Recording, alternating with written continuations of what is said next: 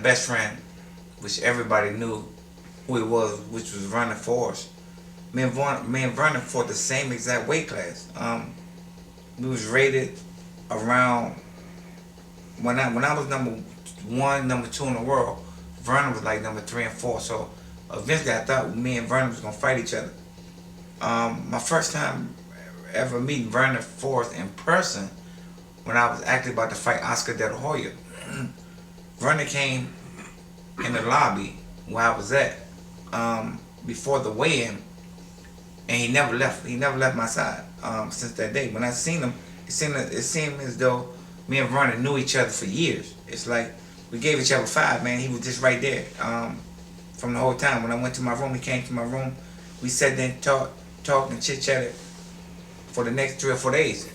And when I was going to the fight, Vernon actually went to the fight with me.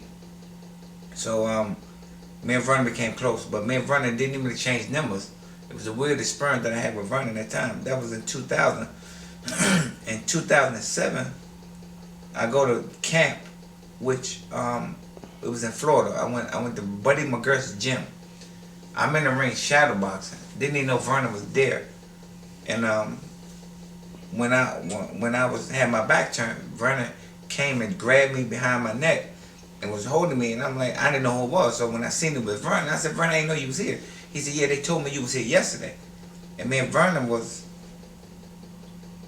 we hung together every day since that day. We ran together, we trained together, we hung out together since that day. And well, make a long story short, it's kind of hard to talk about Vernon because Vernon passed away. And this is the last time I spoke to Vernon Forrest. We was in the mall in Atlanta. I'm never gonna forget this, man. One of the nicest looking women I've ever seen came out the nail salon. She was getting a pedicure, and she ran up to me and said, "Excuse me, if I didn't have a boyfriend, I will make you my man."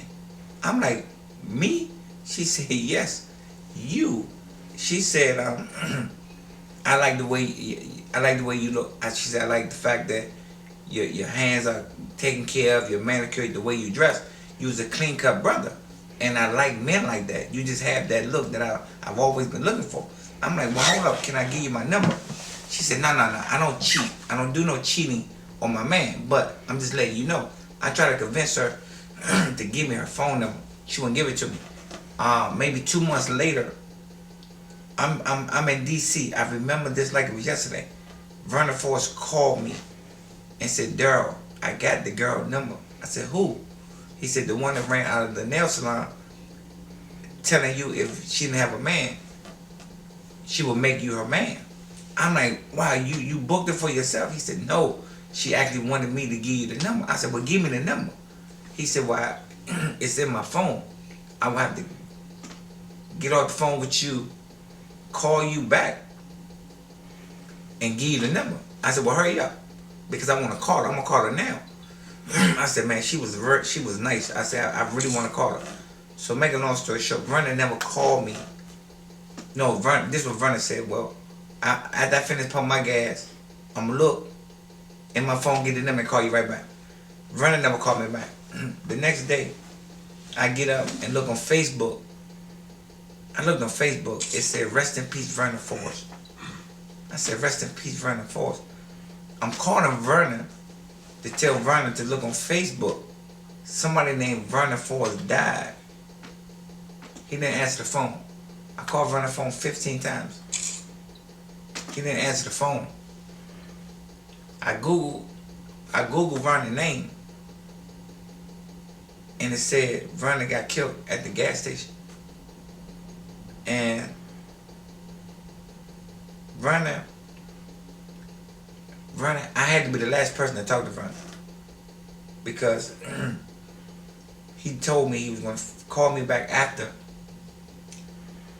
he finished pumping his gas. And make a long story short, I didn't go to the funeral because I didn't want to see Vernon like that. The last time I seen Vernon, and the last time I talked to Vernon, That's what I've always wanted to be my last memories of Vernon. Not Vernon laying in the casket. So maybe 4 to 5 months after Vernon's funeral, I go to Atlanta. I wanted somebody to take me to the gas station that Vernon Forrest was at when he got killed. So when I go to the gas station, I'm talking to the gas station attendant, and I'm asking about the situation, and I was asking what pump was he at. So I was out there for maybe an hour and a half to 2 hours. I just was out there, like I'm asking, like, which way was his car facing? Which pump was he at? I'm just in my own feelings, and I can remember that was on a Saturday.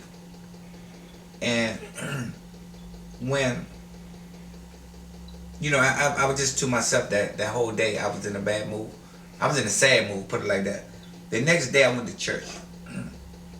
Out of all the churches in Atlanta I could have went to, I just went to a church because someone told me to go to church, and I seen Evander Holyfield inside the church.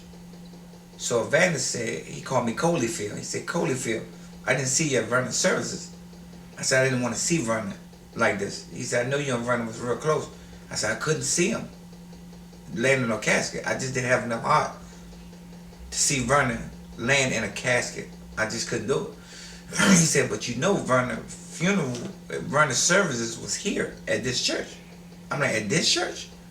I'm like, wow, out of every church I could have went to in Atlanta, I ended up at the church that Vernon had his services in.